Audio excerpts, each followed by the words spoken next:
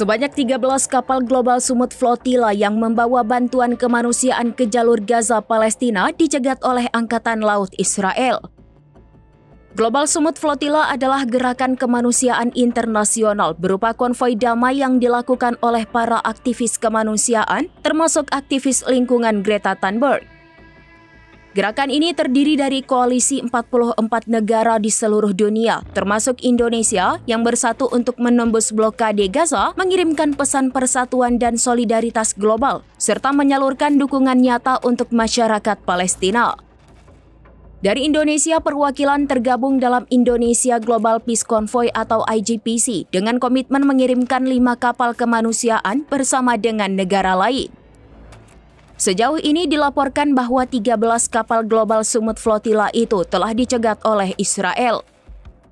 Namun masih ada 30 kapal yang berjuang dalam perjalanan untuk mencapai pantai wilayah yang dilanda perang demi menyalurkan bantuan untuk warga Palestina yang kelaparan. Hal tersebut juga telah dikonfirmasi oleh juru bicara Global Sumut Flotilla Saif Abu Keshek. Saif membenarkan bahwa ada 13 kapal di laut yang dicegat oleh Israel. Total ada lebih dari 201 orang dari 37 negara yang tersebar di kapal-kapal itu, termasuk 30 peserta dari Spanyol, 22 dari Italia, 21 dari Turki, dan 12 dari Malaysia.